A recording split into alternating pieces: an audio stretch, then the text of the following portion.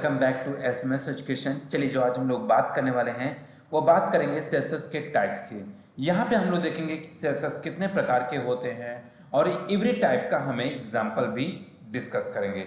तो देखिए यहाँ पे क्या लिखा है, टाइप ऑफ सीएसएस, सीएसएस के टाइप।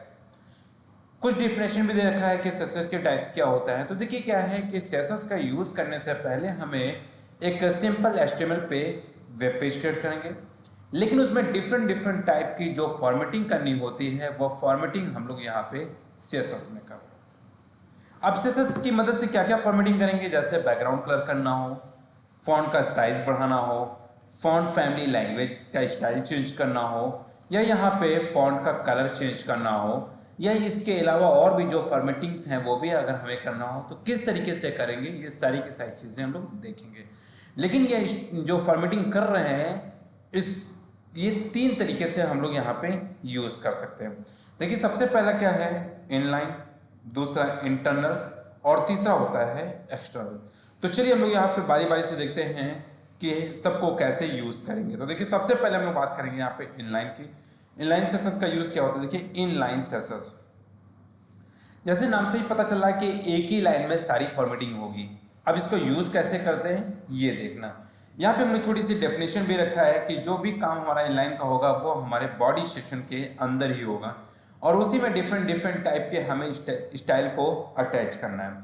तो देखिए कैसे अटैच करते हैं और किस तरीके से अटैच करने के बाद उस पर वर्किंग मिलाते हैं। तो देखिए यहाँ पे छोटी सी यहाँ कोडिंग रखी है कि डॉक टाइप एचटीएमएल, फिर यहाँ पे एचटीएमएल, फिर हेड, और फिर यहाँ पे हम लोग टाइटल दे देते हैं और टाइटल देने के बाद देखिए टाइटल का काम फिनिश हो जाता है। फिर हमने हेड का दे दिया, हेड भी यहाँ पे प्रॉपर तरीके से क्लोज हो गई। क्लोज होने के बाद फिर देखिए क्या कर रहा है, बॉडी। अब देखिए यहाँ पे हम लोग बॉडी लिखते हैं और बॉडी लिखने के बाद हम लोग क्या करते हैं, फॉर्मेटिंग करते हैं। अब देखिए बॉडी सेक्शन के अंदर ही ये वर्क कर रहा है। क्या दिया था मैंने, एक पैराग्राफ दिया था और उस पैराग्राफ में कुछ स्टाइल यहाँ पे इंप्लीमेंट करानी है। अब मैं इसको आपको करके दिखाता हूँ कि किस तरीके से यूज करना होता है। तो इसके लिए मैं नोटपैड ओपन कर लेता हूँ और नोटपैड ओपन करने के बाद मैं यहाँ पे कोडिंग करना स्टार्ट कर देता हूँ। तो देखिए सबसे पहले जो कोडिंग हमें यहाँ पे स्टार्ट करनी होगी उसके लिए यहाँ पे लिखना होगा आपके HTML। HTML देने के बाद थोड़ा सा फॉन्ट में इंक्रीज कर दे रहा हूँ, फॉन्ट पे जाएंगे और फॉन्ट पे और यहाँ जाने के बाद मैं थोड़ा सा फॉन्ट इंक्रीज 20 कर लेता हूँ और ओके कर देता हूँ, तो थोड़ा सा बड़ा दिखने लगेगा। फिर मैं यहाँ पे हेड लिख देता हूँ। दूसरा सेक्शन पार्ट यहाँ पे मैं देता हूँ टाइटल, तो मैं इसको टाइटल को भी नीचे ही कर देता हूँ। यहाँ से हमने दे दिया टाइटल दे दिया और टाइटल में कोई भी मैसेज दे दिया, जैसे इनलाइन दे दिया और यहाँ से टाइटल को क्लोज, और क्लोज करने के बाद मैं यहाँ पे हेड दे देता हूँ, हेड दे दिया। और हेड देने के बाद फिर मैं क्या करता हूँ, बॉडी सेक्शन ओपन कर लेता हूँ। तो यहाँ से बॉडी, और बॉडी देने के बाद सारी फॉर्मेटिंग करेंगे। अब देखिए फॉर्मेटिंग कैसे करना है, एक सिंपल नाम लिख लेता हूँ जैसे एसएमएस एजुकेशन, और उसके बाद मैं यहाँ से बॉडी को भी क्लोज कर दे रहा हूँ। बॉडी क्लोज हो जाएगी हमारी। यहाँ पे बॉडी क्लोज होने के बाद फिर मैं यहाँ पे जाता हूँ और यहाँ पे HTML को भी क्लोज कर देता हूँ। क्लोज करने के बाद इस वेब पेज को मैं डेस्कटॉप पे ही इनलाइन के नाम से सेव कर देता हूँ, inline.html देता हूँ और देने के बाद मैं यहाँ से सेव कर देता हूँ। सेव कर दिया। अब देखिए सेव करने के बाद हमें क्या करना होगा कि उस वेब पेज को देखना होगा, तो विंडो के साथ यहाँ पे डी, और करने के बाद देखिए यहाँ पे इनलाइन आ चुका है। मैं इस पर क्लिक कर दिया और करने के बाद देखिए ये फॉर्मेटिंग आ गई। अब इस फॉर्मेटिंग को क्या करना है, हमें एक सिंपल तरीके से इस पर कलर फॉर्मेटिंग करना है। तो उसके लिए हमें क्या करना होगा, तो हम ऑल टाइप कर लेते हैं। ऑल टाइप करने के बाद यहाँ पे नोटपैड वाले पार्ट में चले जाएंगे और नोटपैड वाले में जाने के बाद यहाँ से मैं देता हूँ इसको पैराग्राफ। मैंने पैराग्राफ बना लिया और पैराग्राफ देने के बाद स्टाइल इक्वल टू, और मैं यहाँ पे देता हूँ इसकी स्टाइल। अब मुझे क्या स्टाइल देना है, जैसे इसका कलर चेंज करना है तो मैंने दे दिया कलर, और कलर देने के बाद मैं कर देता हूँ रेड, और इसको फाइल को सेव, ऑल टैब से अपने वेब पेज को ओपन, और यहाँ से मैं F5 से रिफ्रेश करा लेता हूँ। तो देखिए यहाँ पे कलर आप देख पा रहे होंगे, रेड का कलर आ चुका है। अगर मुझे यहाँ पे चेंजमेंट करना हो कि इसका जो है फॉन्ट का थोड़ा फॉन्ट्स का साइज चेंज हो जाए, तो मैं क्या करता हूँ, यहाँ से नोटपैड ओपन कर लेता हूँ और इसी जगह पे लिख देता हूँ फॉन्ट डैश साइज दे दिया। अब देखिए यहाँ पे क्योंकि ये मेरी जो है इसको हम लोग बोलते हैं क्या, इसको बोलते हैं प्रॉपर्टी, और इस कोलन के बाद जो लिखा जाता है वो हमारी होती है वैल्यू। तो यहाँ पे मैं इसकी वैल्यू देता हूँ, मैंने कहा यहाँ पे 12 पिक्सल कर देता हूँ, पिक्सल कर दिया, और इसको मैं सेव कर देता हूँ। सेव करने के बाद मैं ऑल टैब और यहाँ से वेब पेज अपना एक्टिवेट कर लेता हूँ। तो देखिए छोटा हो गया। अब मुझे बढ़ाना है तो मैं क्या करूँगा, 12 की जगह पे यहाँ पे कर देता हूँ 32, कंट्रोल एस, ऑल टैब और फंक्शन के साथ F5। तो देखिए यहाँ पे फॉन्ट इंक्रीज हो गया। तो इस तरीके से हम लोग फॉन्ट का कलर भी चेंज कर सकते हैं। तो अब अगर हमें स्टाइल चेंज करना हो तो हम स्टाइल भी चेंज करके दिखाते हैं आपको कैसे यूज़ करना होता है। तो मैं यहाँ पे फॉन्ट पे चला जाता हूँ और फॉन्ट पे जाने के बाद यहाँ पे फॉन्ट पे, और यहाँ से हम लोग डिफरेंट टाइप के स्टाइल को यूज़ कर लेते हैं। तो देखिए मैं ये स्टाइल लेना चाहता हूँ तो मैंने इसको क्लिक कर दिया, कंट्रोल सी से कॉपी, और कॉपी करने के बाद मैं क्लोज कर देता हूँ और यही स्टाइल यहाँ पे ले लेता हूँ। लेकिन इसके लिए लिखना होगा फॉन्ट और फ्रंट डैश फैमिली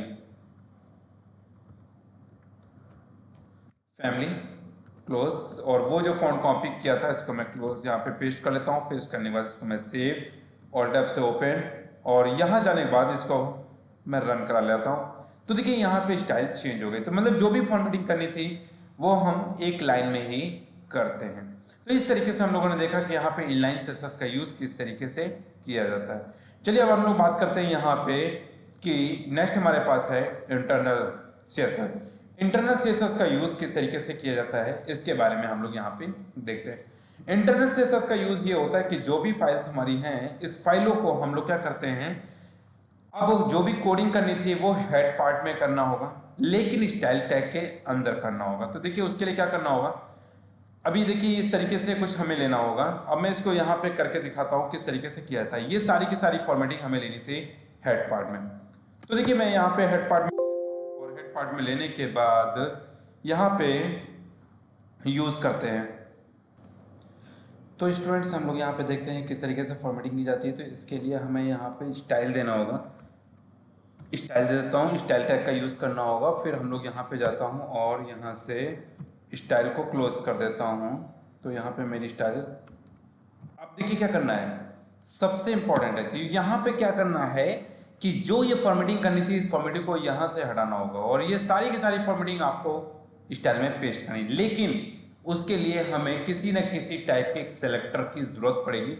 तो अभी मैं दिखाता हूँ किस तरीके से यूज होता है। तो मैं इस पूरी फॉर्मेटिंग को यहाँ से कॉपी कर लेता हूँ, कंट्रोल एक्स से हटाई देता हूँ यहाँ से और यहाँ पे पेस्ट कर देता हूँ।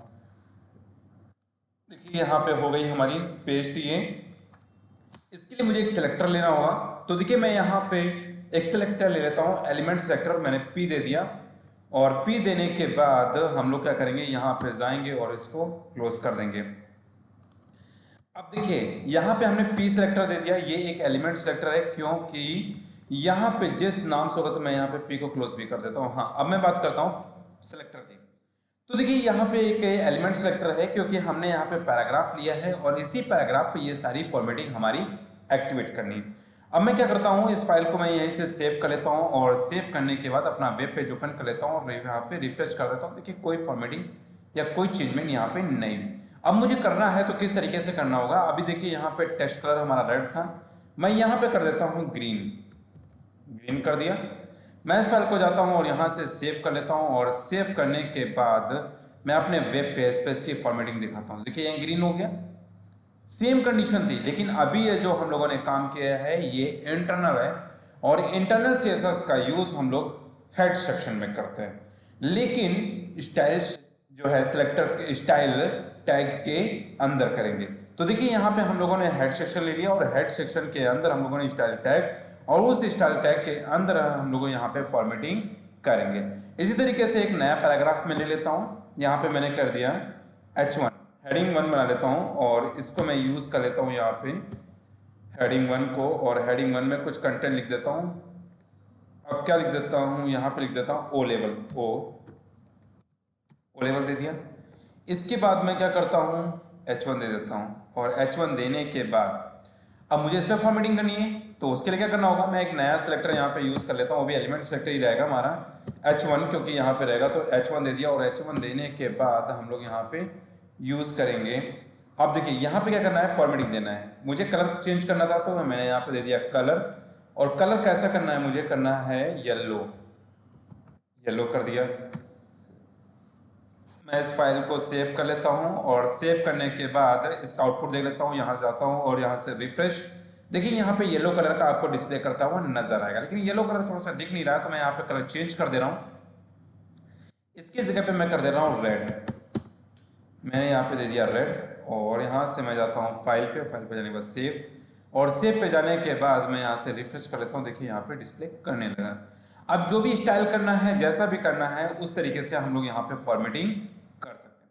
तो इस तरीके से हम लोगों ने देखा यहाँ पे इंटरनल और एम्बेडेड सीएसएस का यूज किस तरीके से किया जाता है। अब हम लोग देखेंगे यहाँ पे एक्सटर्नल सीएसएस का यूज क्या होता है। देखिए एक्सटर्नल सीएसएस एक ऐसी सीएसएस स्टाइल होती है जिसमें हमें जितनी भी फॉर्मेटिंग होती है उसको किसी दूसरी फाइल में स्टोर करना होता है, और उस फाइल को जब हम सेव करते हैं तो उसका एक्सटेंशन m.css से होता है। फिर उसके बाद आपको एक वेब की अलग से HTML की फाइल बनाना होगा जिसमें उस फाइल का जो है लिंक करना होगा।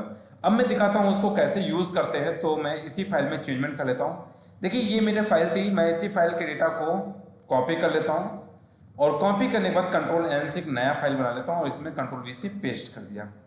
अब मैं इसको डेस्कटॉप पे रख लेता हूँ और डेस्कटॉप पे एक फोल्डर बना लेता हूँ। यहाँ से डेस्कटॉप पे एक फोल्डर बना लिया है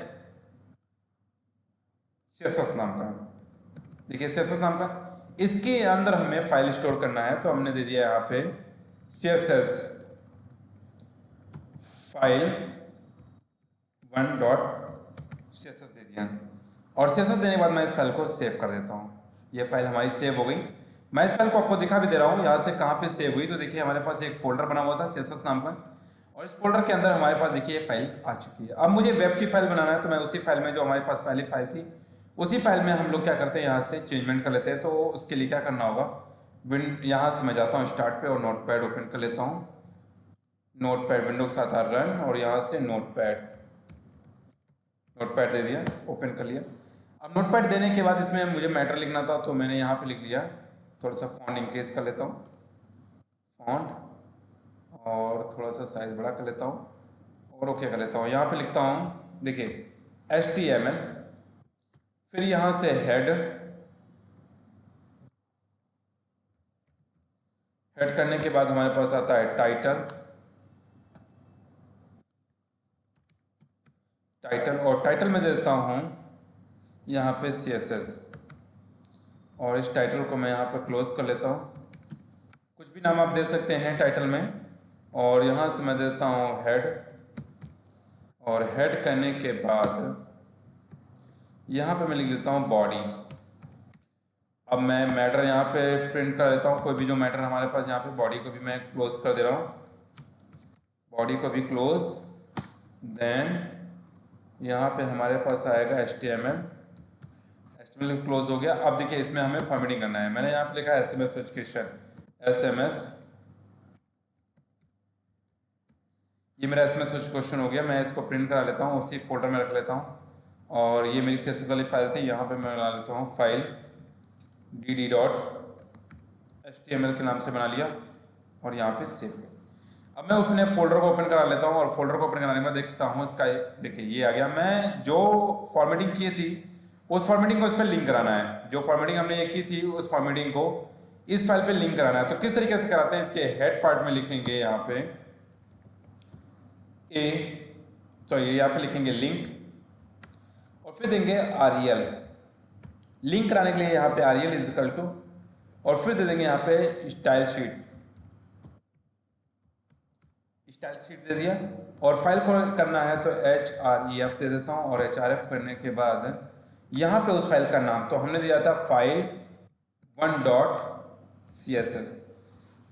होने के बाद अब मैं इस फाइल को सेव कर देता हूँ, और सेव करने के बाद मैं वेब पेज अपना ओपन कर लेता हूँ और यहाँ से रिफ्रेश कर लेता हूँ। तो देखिए कोई भी फॉर्मेटिंग यहाँ पे अप्लाई नहीं हुई। अब मुझे देखना है कि यहाँ पे क्या प्रॉब्लम थी। तो देखिए प्रॉब्लम ये थी कि यहाँ पे ये जो बना हुआ है, वहां पे जो हम लोगों ने सिलेक्टर यूज किया था वो पैराग्राफ टाइप का था और H1 टाइप का था, बट यहाँ पे कोई भी एलिमेंट नहीं ले रखा है, इसलिए हमें यहाँ पे क्या करना होगा, पी करता हूँ अगर मैं, और यहाँ से मैं पी को क्लोज कर देता हूँ, पी को मैं यहाँ पे क्लोज कर देता हूँ। तो इसको मैं फाइल को सेव कर देता हूँ, और सेव करने के बाद अपना वेब पेज और इसको रिफ्रेश कर, देखिए यहाँ पे स्टाइल आ गई, वो जो हमने स्टाइल ली थी।